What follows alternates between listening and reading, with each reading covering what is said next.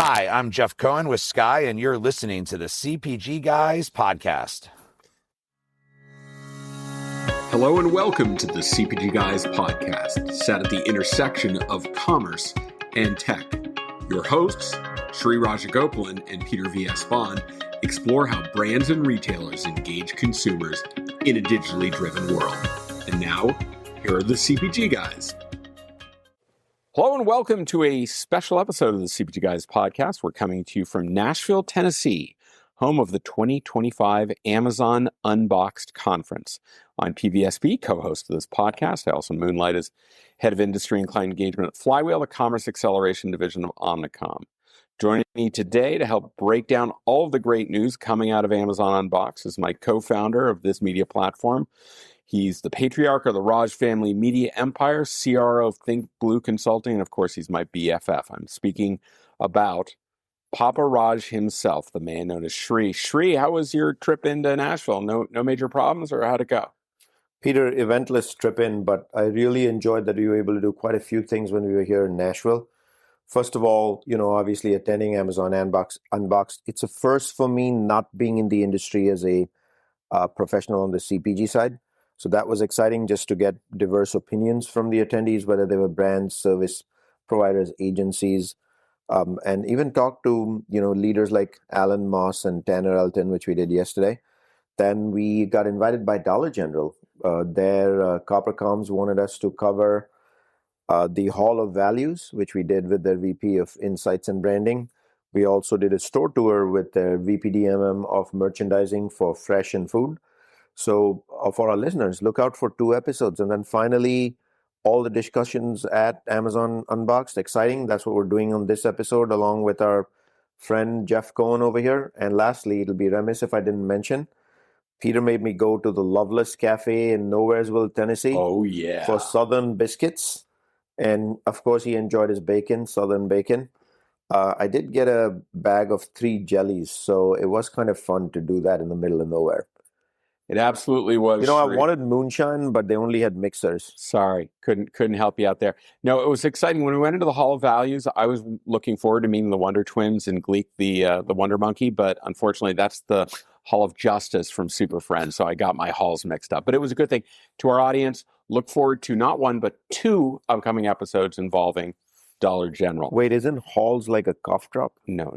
Okay, just being sure. Okay. You Halls keep like that. halls like the halls of this hotel. There you, the very long halls of this. Are we hotel. going to Cooperstown next year? Yes, we're going to Cooperstown for the Hall of Fame. All right, so let me remind everyone to follow CPG Guys on LinkedIn and on your preferred podcast platform. If you listen to us, particularly on Apple or Spotify, please make sure to leave us a rating, as it makes our podcast more findable by your industry contemporaries. Also, leave us a review and let us know what you like and what topic you want us to discuss so that we can make our podcast more relevant to your interests. So let's get to the heart of our episode. Sri and I traveled here to Nashville to attend the 2025 Amazon unBoxed event. It's an annual conference where Amazon Ads announces new solutions and innovations to help brands big and small connect with customers, grow their brand, and prepare for the future. Joining us to help recap what we heard at unBoxed is a familiar friend of the podcast. Earlier this year, he joined Skai as its Chief Business Development Officer. Please welcome back to the podcast our dear friend, Jeff Cohen. Jeff, how you doing, man? I'm doing great. Thank you for having me. And, very similar to Papa Raj here, this was my first unBoxed not being at Amazon. So it was a different take on both my day, my planning, as well as the conversations, the media conversations that I've had. And it's really been still a great experience from the other side. And seeing it from the other side just adds more context to the challenges and the headwinds that brands and marketers are facing. Jeff, before we get started, I know when last we spoke, you were at Amazon. We recorded an episode at Cannes Lions. Why don't you tell us about what you're doing now? Yeah, so I joined Skai about 2 months ago, and my role is head of partnerships and business development. And in that role, I get to work with not just the likes of Amazon, but now Walmart, Instacart, DoorDash, Reddit, Criteo. I could keep going. And we work with over 250 different retail media networks. And I also get to work with all of the, we call them our Commerce Plus partners. So when you get into the NIQs and the incrementals and the amps of the world that are, helping brands do all the stuff they need to do within their commerce operations. Thanks, Jeff, for that great description. We're going to include in the digital show notes of this podcast episode links to your LinkedIn page and Skai's corporate site so that our audience can do a little multitasking as they listen to us recount what we liked, what we found interesting about Amazon Unboxed. So Jeff, Sri, and I are going to walk our audience through what we identified as the major innovation announcements that came out of the event and why we think they are important for brand advertisers. So let's get it started. Sri, you have the first big area of announcement. What's this about? Even before I start, I want to kick it off, Peter, by talking about the big announcement that came from Paul Kotis, which is on reach. 90% of households in America through the various Amazon properties, on-site, off-site. That does make them and put them in a league of their own. Yes. In terms of reach as number one. They've had a lot of big announcements of late. Netflix and other platforms that are building into the overall ecosystem makes them a force of scale. Yeah, Absolutely. I don't think there's any streaming TV now that you can't get through them, right? Which is a big deal. And I think we're gonna BritBox. The Brits, those who love. There's always one. Those who love, Call the Housewife and whatever they want. How do you watch curling in Canada? I know, Can we get that? He said 90%. He didn't say 100. Exactly. Thought about curling. Good point. But anyhow. So obviously, Peter, that results in the first very thing. If you touch that many properties, on-site and off-site, there was an ask in the industry from CPGs and agencies over time that sponsored ads and DSP be within a single interface and a single platform. Aha, first unlock right there. Amazon Ads' new Command Hub will unify sponsored ads. And so they don't DSP. have to log out of one and log into the That's other correct. to run a full funnel campaign. By the way, was super annoying when Very I was annoying. earlier in my career, and my Jeff, teams you can would say complain. that too now that you're no longer at Amazon. Well, I think I was trying to look back at my notes. I think that's the one that got the round of applause. It got a right? huge round of applause. It got an applause that was reminiscent of going to Accelerate, where the sellers get really excited. Most of the applause at Unboxed are the polite golf claps. Yes. Why? Because it's the people that are 6 or 7 levels removed from hands-on keyboard. So it's that's nice. Whereas the sellers, they're the ones actually doing the grunt work. They love announcements. Yes. Yeah. Yeah. I can't think of that many rousing applause. I mean, you get it at upfronts where you bring out big stars or stuff like that. But that one did get a big excitement or a gasp of, relief when that was announced. So let's get into some of the details, right? Almost as much of a gasp as when they announced that they were subbing in Luke Bryan for Jelly Roll at last night's big concert. Yes. I didn't go to that one, but some important things there is obviously embedded with AI. It lets advertisers plan, activate, and measure campaigns seamlessly in one interface. The silos go away between formats, no login, logouts. And if I'm a CPG brand and an agency, here are some things I'm thinking about. Number one is full funnel advertising. Makes the whole capability whole lot easier to come in and just do full funnel planning, right? It simplifies multi-channel operations, eliminates fragmentation between upper and lower funnel, as I mentioned, real-time insights for global scalability, which of course, given today's volume challenges in the CPG industry, and that a lot of promotional activity is simply not working, it's crucial for CPGs managing multiple markets, product lines, things of that nature. And then I think of from an agency perspective, the operational efficiency, one set of permissions, one group of people handling all types of ads, upper funnel, middle funnel, lower funnel. Think of all the billing and the efficiency that's going to be created there. That's a big one that silently passed by, wasn't acknowledged. And then I think about optimization. You can now optimize up and down the funnel as opposed to upper funnel separately and lower funnel separately. I think Jeff knows this both from his time at Amazon, now on the agency side. I know it from my time, is that having separate platforms created specialties within agencies. And so very oftentimes you had one person that worked on DSP and one person that worked on owned and operated lower funnel, product search ads. Now it's creating a situation where it's encouraging everybody to be fully fluent in everything. It's not separate environments. Yeah, and then they're adding the AI on top of it to kind of help assist and guide you. Yeah. All right. So let me follow up. Next area of announcement was around the creative agent. It's an AI-powered creative production at scale solution. So it's an agentic AI solution that automates creative development. It merges Amazon's audience and retail signals, so very data-driven, right? Creating audiences based upon signals or purchasing behavior, right? With conversational guidance to produce multiple variations of display and video creatives, instantly and cost-free. So let's talk about this, right? You don't have to know how to do SQL code. You can basically do conversational to talk about what's the creative you want and what type of audiences do you want that creative to resonate with. Yeah, and what I thought was interesting about it was that this isn't just about going and generating the creative. It's actually generating the creative brief that you're then using to go generate the creative. Yeah. And so it's kind of adding an extra step from what we maybe saw last year. And then in the creative keynote, which was on day 2, they went deeper into the creative agent to kind of demonstrate how it's actually impacting the workflows within the creative teams.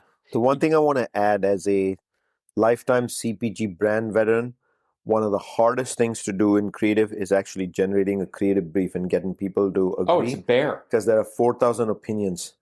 Now, when an LLM informs the actual creative brief, you're going to get tighter, cleaner, significantly faster creative briefs, which is a big freaking deal. And I hope the industry recognizes that. Yeah, because it's tailored to shopper intent, right? It's shorten, using those signals to say, it's not just, I've got this creative brief and this is my whimsical idea of what it should be about. It's like, no, it's actually based upon the data signals that Amazon is feeding them. So I think it's a big deal. It's also, I think, important to note that this is an extension of the creative studio that was announced last year. Right.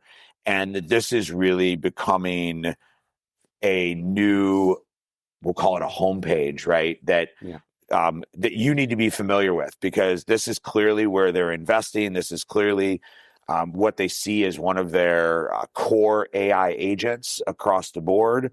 And whether it's updates around video or audio or photos, this is the center where it's going. This is the room that it's going to happen in, right? And I think that's Hamilton. That's right. Is that streaming on Prime now? Hamilton, is that where? No, okay.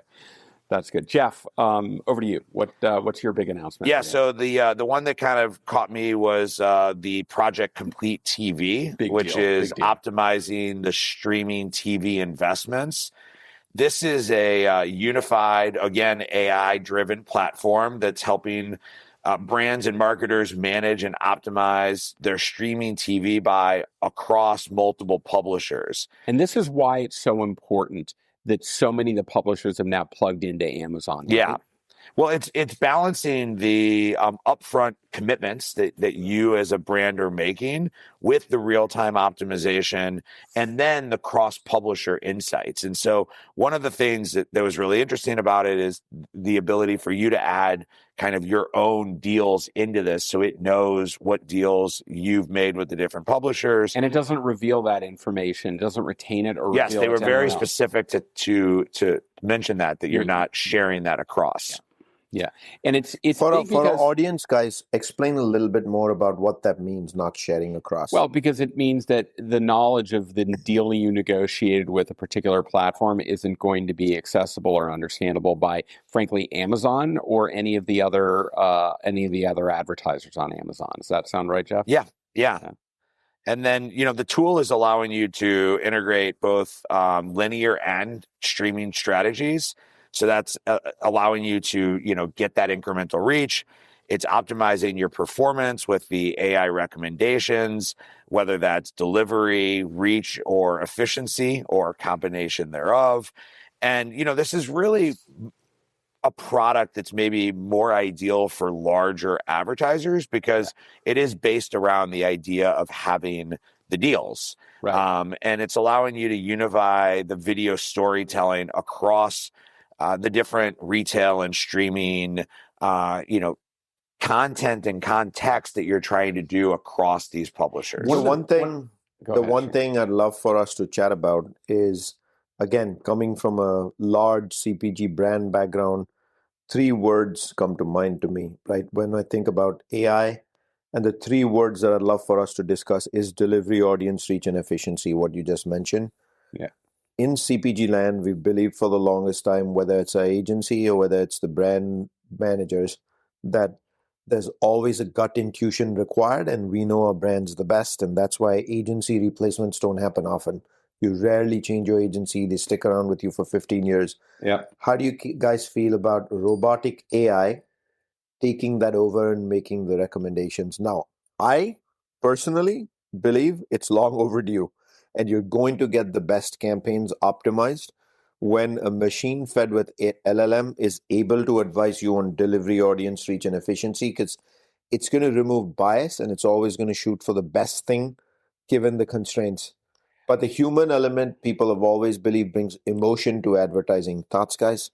I think it's about the input. Obviously, it lets the humans behind the scenes create the big concepts, and then using the data signals, it's allowing you to actually create most of the campaign activation stuff. So I think from a perspective of, here's what I like the most. What's one of the biggest beefs that brand advertisers have? It's duplicative audiences, right?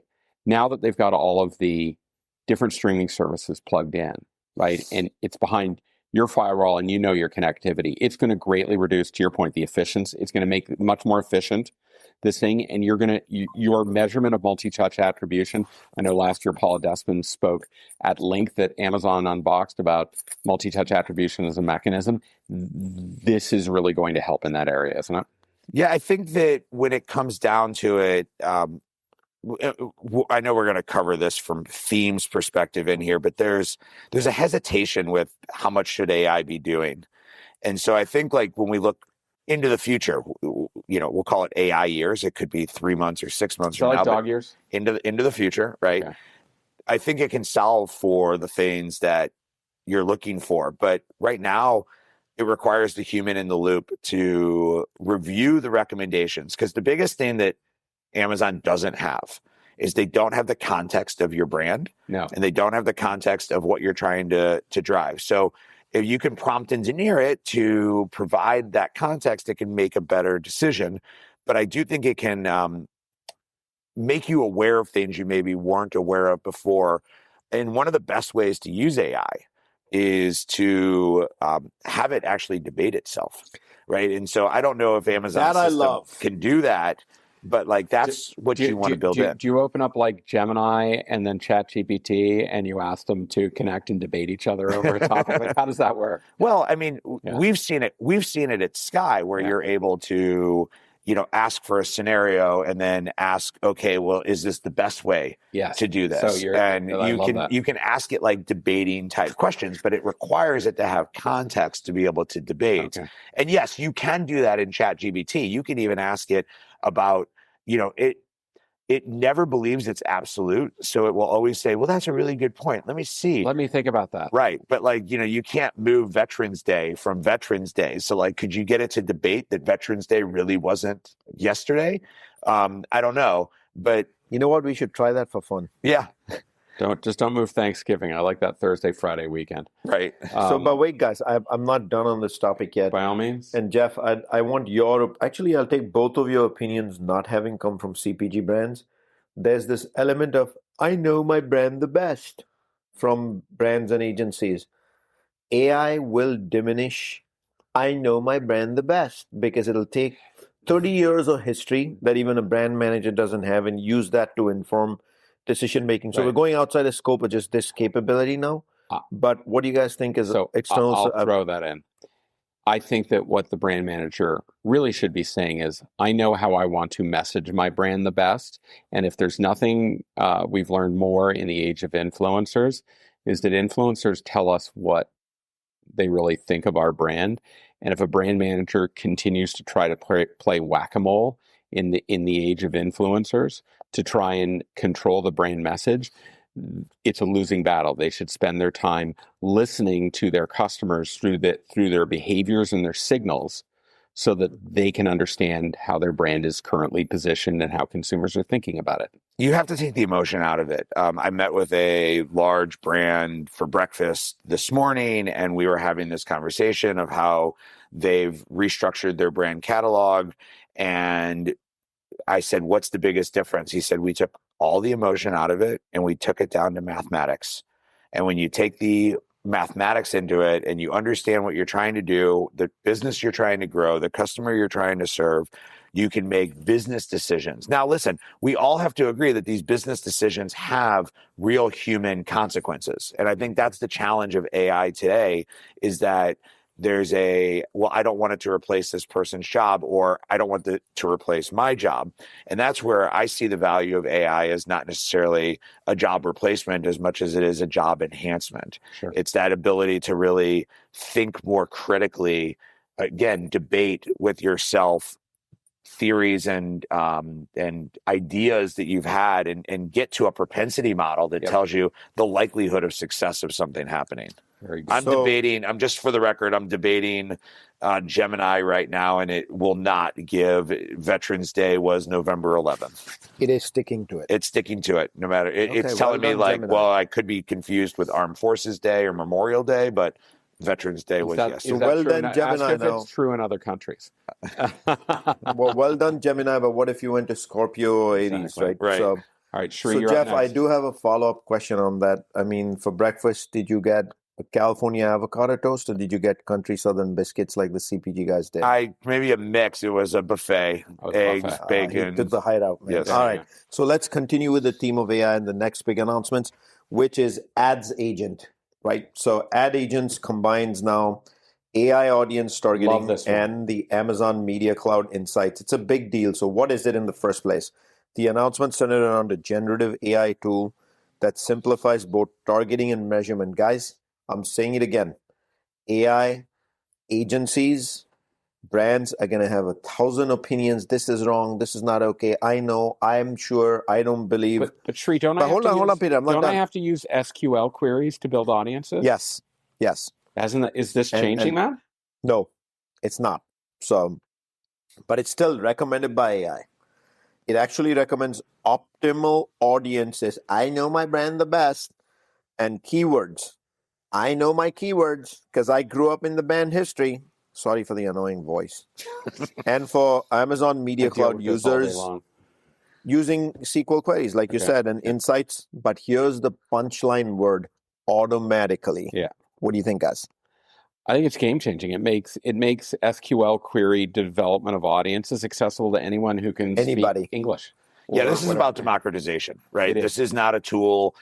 This is not a tool and an announcement that was really for the larger brands in the audience. No. They've had access to this. There's been third-party tools that have had a lot of this feature and functionality for a long time. But this is creating, if you marry this to the announcement from Accelerate, where they made AMC available in console and available for everybody, you're now putting some intelligence on top of that announcement that's making it more usable.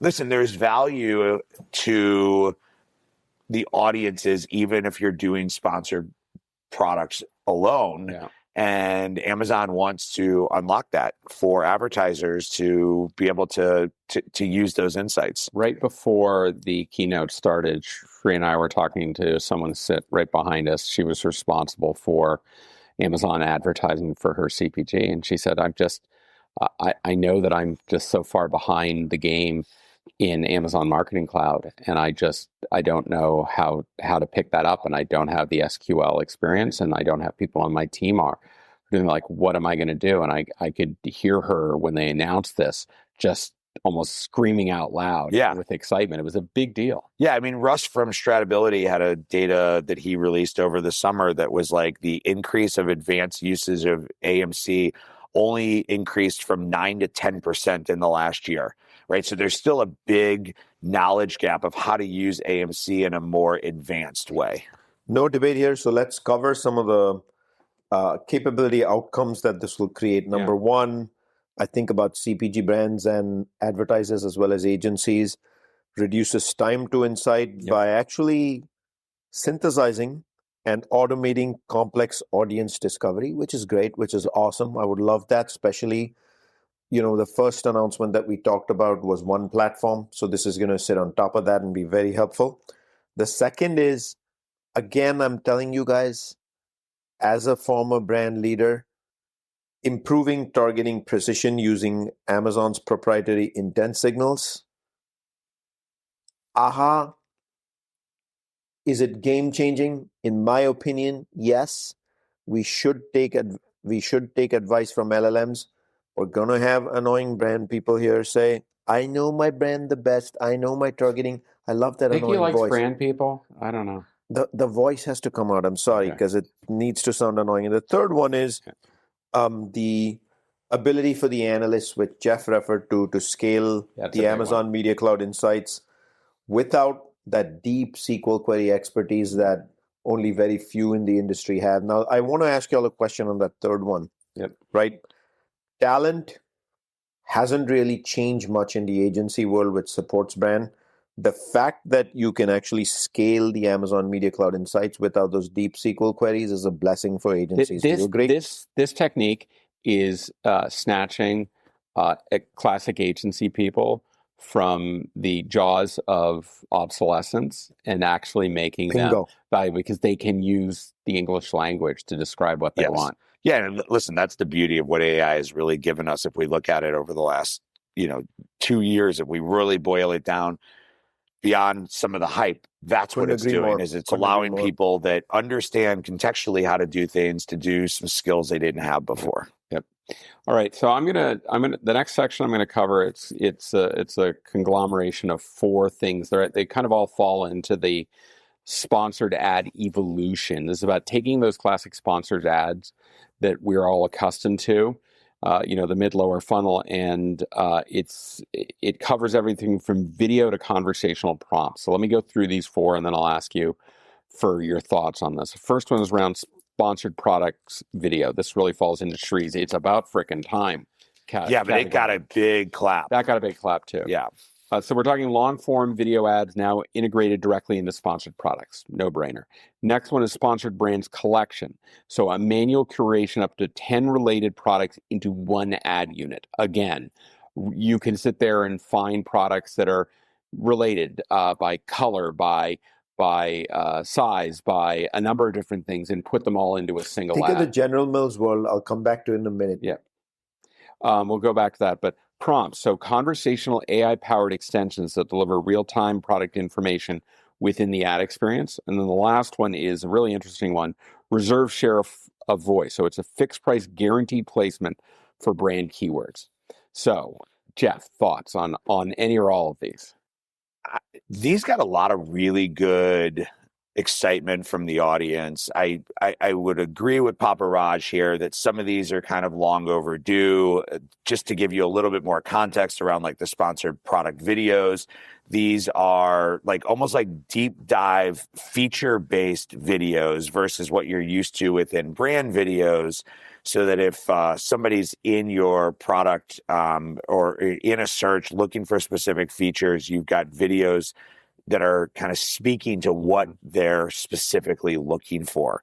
I think this was also the area where, correct me if I'm wrong, where they started to demonstrate how Rufus is integrating these types of video ads. And we've been kind of waiting to understand how ads are going to roll into Rufus. Mm-hmm. And so if you want to start kind of testing Rufus and advertising, this is another area that should be on your test list. Yeah, I think for a brand advertiser, what this collection really allows them to do is take more creative control over product storytelling and portfolio presentation. So let me jump into that a little bit, and I want to go over each one.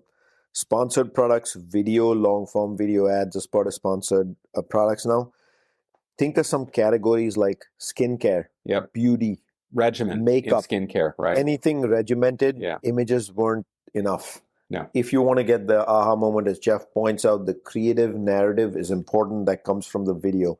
So it's a game-changing moment. And I'm not going to limit it just to those. I would say even in pet food, it's important. Anything that requires unboxing, consumption, demo videos, etc., this would be very helpful. Toys, baby care, things of that nature. Then I think a sponsored brand collection, the curation up to 10 related products in one ad unit. I thought of General Mills and bars.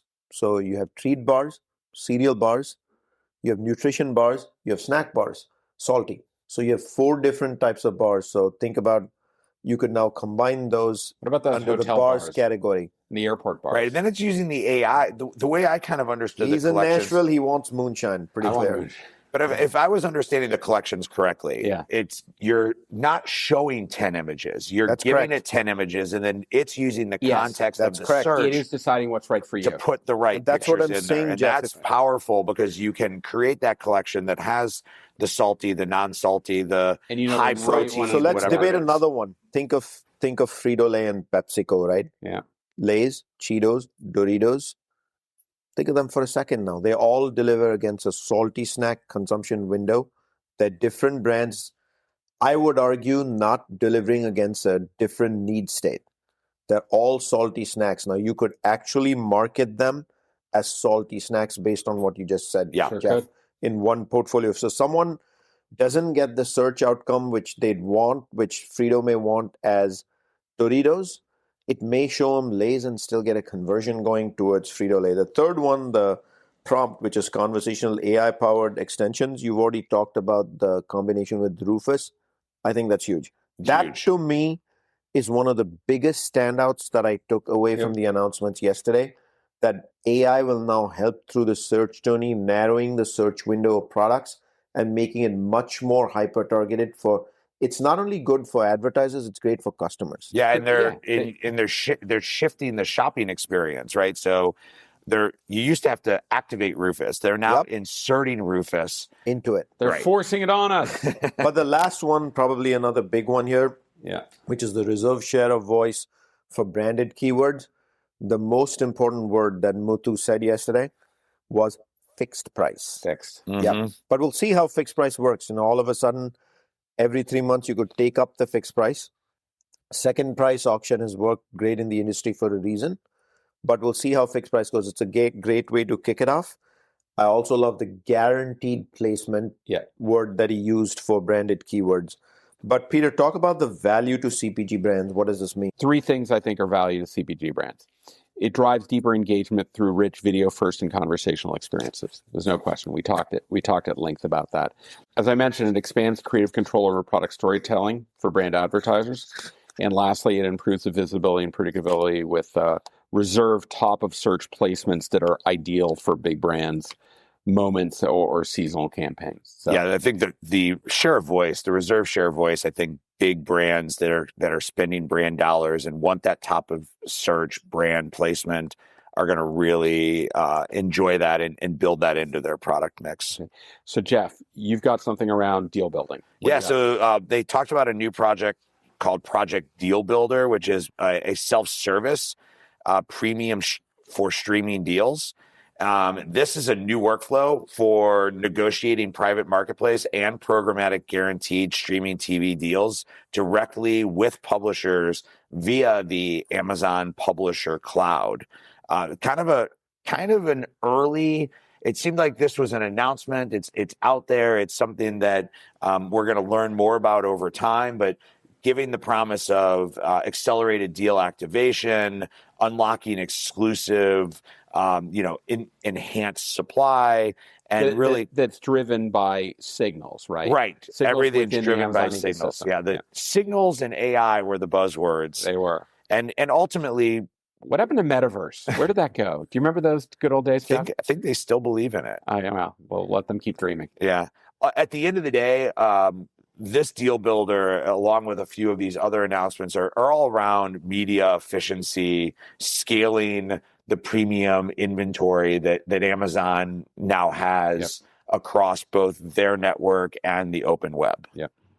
I think these are big deals. I love the self-service aspect. I think Amazon is through, whether it's through the intuitiveness of creating audiences through descriptive language to making these self-serve tools, it's to your point, it's democratizing. Yeah. It's making it so much more accessible to brands big and small. You don't have to have an armada of analysts that are coded in SQL. These are all things that any brand of any size. Make it easier to get, make it simpler to use, make it transparent of what you're doing and how it's working. Yeah. It's a good model. But it's smart for Amazon, and why? It's because, we've talked about this on the podcast a lot. Auction density is very important. It's very important for Amazon to generate the kind of revenue off the platform that it's created. The more brands they can bring on and access these kinds of capabilities, the more auction density they're going to create. It's going to be better prices for the advertisers, but it's also going to be more revenue for them. My only comment on this one, anything that removes friction from negotiating process for advertising is a beautiful thing. Yeah. Yes. But I want to see it in action, deliver outcomes before I judge good or bad. Yeah. It's too early to call. And listen, I think that's part of all of this, right? This is about test and learn. These are all new tools. They were also very clear to say that many of these tools are kind of rolling out throughout next year. So some of these are still in closed beta. Some of these are, not fully available to everybody. So there may not be more information for people today, but it's something you want to put on your radar. Mm-hmm. Sri, you have the last group of announcements we're going to cover today. Yeah, kind of, I won't say a summary, but nothing is more important than reporting.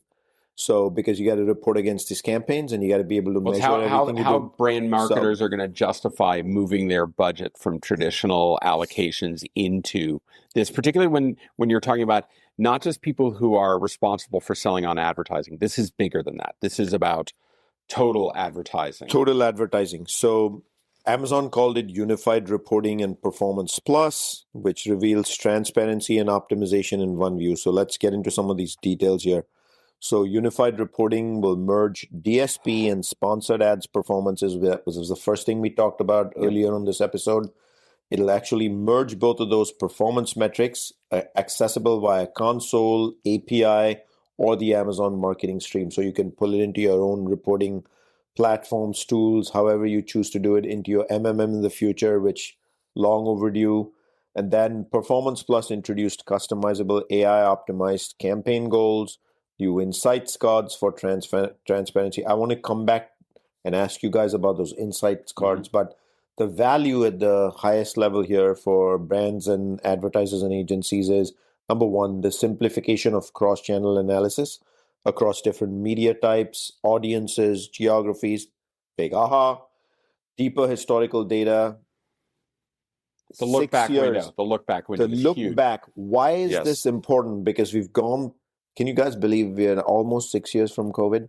We're 5 months, 4 months away to say we're 6 years from the beginning of COVID. Now, habits and behaviors of consumers completely changed over COVID and then changed again post-COVID, and now in the economic window have changed again. Rather than run your models on historical past only of the last year, you can now take 6 years of history, build modeling that's far more accurate. And for that, I think a 6-year look back window, first in the industry to be able to provide it. And here's why that's important, Sri. Is a year ago, we were talking about the standard look back window for years have been 12 and a half months, right? Yep. How often do you buy a new HDTV? Do you buy it every year? 5 years, 7 years? Exactly. So perfect. So using a 12 and a half month window, you could not accurately calculate new to brand for a whole lot of categories beyond fast moving consumer goods, right? Now you have a better chance of actually understanding whether this consumer is actually new to the category, new to the brand. I could not agree more. Well, what's interesting, as my role has shifted from Amazon to being in the larger retail media network, is now how many other retail media networks are scrambling to create a new to brand metric. Yeah. Right. And so I think one of the challenges I think for marketers will be, is everybody measuring new to brand in the same way? Right. It's the same as iROAS. Like, first they want to have a measurement, then they're going to have to align around how it's. And the problem is new to brand is going to be one that's going to have to be not just retailer specific. It has to be category specific. Yeah. right? Because that window is going to be relevant to the purchase cycle of that category. Right. And Amazon has kind of done this. I mean, heck, they've done this with tacos and ACOS, even though we as an industry created those terms, right? But and then the rest of the industry has to follow. One of the things that I'd say is comical, as I've learned more and more, is like everybody calls it sponsored products, right? Amazon. And I love the story Colleen Aubrey told about how they came up with the name sponsored products. With all the they're sponsoring its products, it's sponsored right. products. It was brilliant. Well said, gentlemen. Yeah. Yeah, listen. All right, this is good. So I'm going to do a little summary, and then I'm going to ask Shri and Jeff for their big takeaways. But I think we'll call this summary the year that Amazon Ads got agentic. At its core, unBoxed 2025 showcased Amazon Ads' full transition to an AI-first agentic advertising ecosystem. It's merging planning, creative, targeting, activation, and measurement into one interconnected environment. So what does that mean for CPG advertisers? From my perspective, we've talked about this: reduced operational complexity through unified tools, accelerated creative and media workflows that are powered by AI, greater control and transparency across full funnel campaigns, and ultimately enhanced ROI through smarter optimization and insights. Amazon Ads has essentially created a commerce media operating system, one that enables CPG brands to connect every part of their advertising journey from awareness to purchase in a single measurable ecosystem. Jeff, what are your thoughts? Big takeaways. One, I want to close the loop because we talked about that Jelly Roll changed to Luke Bryant. That was a big deal. But it actually changed from Luke Bryant to Dirk Bentley before the concert happened because Luke Bryant got sick. And only in Nashville. You have a backup big ticket country singer. Right. That goes back, and that my daughter was blown away. She's like, so this is who you ended up with, who's just as big as the other two names you were supposed to have. I'll tell you this, guys. Jeff. If I had found out that it was a switch, but it had gone to like Shania Twain, yeah, and I had a chance to hear Whose Bed Have Your Boots Been Under, I would have been on that bus going to the concert. Damn, whose bed have your boots been under? But I have no One of the idea. most classic. I have no idea who any of these are. I know you don't. I've heard of a Jason Aldean because I saw him at the Super Bowl 2 years ago. Well, you know what the problem is? He's saying the national anthem. I was talking to Alan Moss before the keynote, and he said we did try to get Cat's Eye, but Shri just didn't come through for us. Why couldn't they get Cotton Eye Joe? That's what I wanted. I mean, not all of us have Cotton Eye Joe. Not all of us have Grammy Award winning children that can just come. They haven't play. won a Grammy yet. Nominated. Grammy nominated. But they have won. Winners. That's correct. I knew there was an award in there. All right, big takeaways from the actual event. Okay. Yeah. I think that my big takeaway is that this is the year of understanding fragmentation in the marketplace and understanding how we as a business need to go through transformation. And I'm going to break the transformation down into a digital transformation as well as an operational transformation. Yeah. And this is through side conversations. So not coming from the keynote address, but brands are really starting to understand that they need to blend upper funnel and lower funnel, but they have operational efficiencies that are blocking their ability to do that. We've talked about that on this podcast before, but it's becoming more and more part of the conversation. They're understanding that they need to integrate AI into their operations. They want AI to be an assistant to what they're doing, not a replacement for what they're doing.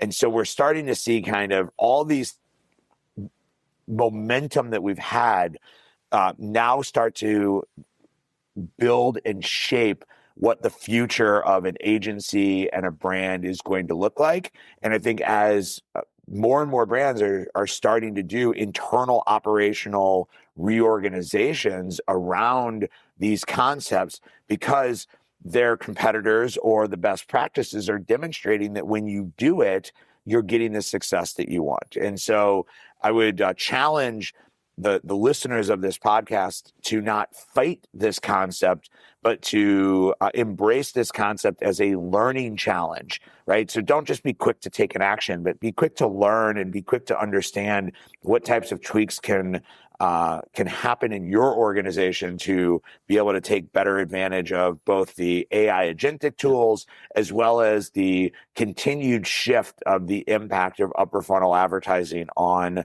the performance marketing. Sure, you get the last word. Yeah, so I'm going to close it up with you guys have already talked about capabilities. We have examined pretty much all the 6 announcements that were made. I want to bring it back to the sentiment of those attending the event this year. As a CPG guys, we had a chance to talk to brands, service providers to this industry, as well as agencies about, we thought the 3 of us have just spoken to all these capabilities here, but here's what we got back from the industry. The industry said the capabilities are great. We love all the stuff going on with AI, the advancements, the merging into one platform is a big deal. All the stuff coming out from the Amazon Media Cloud is a big deal, but the industry generally geared in the direction of saying this is all long overdue, have been long expecting. While they loved the announcements individually, they said it's long. They didn't say it's ho-hum. They said we love it, but they said it's long overdue. Now we're happy that we have it. It'll help us justify budgets in a better way. But to me, the single biggest takeaway from me is how Paul Kotis opened the event. That's what CMOs need to start thinking about, which is 90% household reach, full funnel advertising platform. Guys, how many full funnel advertising platforms exist in America? Walmart needs to find a way to get there. Yeah, I agree. Jeff, thank you for taking time out of our last day here at unBoxed to share your thoughts and help us do this great recap. Thank you. I appreciate you guys having me on. It's always fun to share with your audience, and look forward to doing it at the next event. Jeff, you're going to join us in San Francisco September next year for unBoxed September 2026? next year, yeah. So now you have to unravel the mystery and answer the question, Peter. What? How many more does he have to do for the jacket? He's got one more. One more to go, Jeff. One more, This you is get number the jacket. 4. So now, like everyone else who's gotten 4, we put him in like a 3-year holding pattern? He's in the queue. Oh, wait, he's already said he's going to do next year's episode. So the latest you're going to get it is if we haven't had you on again before next unBoxed recap, we're going to present the jacket to you at unBoxed. Okay, even if we do the event at Cannes, let's just save the jacket. Okay, we don't need the jacket in Cannes. Fair enough. No. All right. I think this has been a terrific event, and brand advertisers should honestly be pleased with all the platform announcements that came out of unBoxed 2025. In short order, Sri and I are going to be releasing our interview with Wayne Purbu, who's the VP of Shopping Video at Amazon Advertising. I love Wayne. He was one of my favorite. He is one of my favorites. Such a kind, nice person. Sri and I have been talking to him over the last day or two. We're just so excited about the interview with him. We'd be remiss if we didn't thank the team at Flywheel for inviting us to their Western Soiree kickoff party. My colleagues Katie Brown and her team did a terrific job getting us started on arrival day, and it was great connecting with all of my colleagues. We saw a lot of our friends there. We saw 4-time guest and friend of the pod, Imtiaz Ahmed, host of the Applied Intelligence podcast, Michelle Nilsson from Bausch & Lomb, Jeff Hellens from 3M. There were a whole bunch of others. If you go onto Instagram, you'll see a lot of the pictures we took. To our audience, make sure you're following the CPG Guys across all social media platforms, of course, LinkedIn, but also Facebook, Instagram, TikTok, and YouTube. We may have to dust off our MySpace account so that we're a little bit more inclusive, but I think we can live without that for a little time. On any of those platforms, just search CPG Guys. You'll find us. That's the easiest way to find us. And again, thanks for joining us. We look forward to speaking with you on the next episode of the CPG Guys podcast. Goodbye.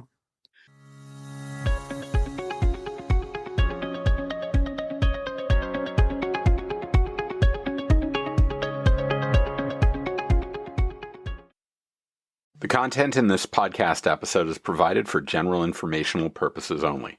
By listening to our episode, you understand that no information contained in this episode should be construed as advice from CPG Guys LLC or the individual author, hosts, or guests, nor is it intended to be a substitute for research on any subject matter.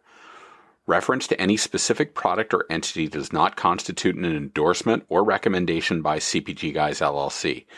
The views expressed by guests are their own, and their appearance on the program does not imply an endorsement of them or any entity they represent. The views expressed by CPG Guys LLC do not represent the views of their employers or the entity they represent. CPG Guys LLC expressly disclaims any and all liability or responsibility for any direct, indirect, incidental, special, consequential, or other damages arising out of any individual's use of, reference to, or inability to use this podcast or the information we present in this podcast.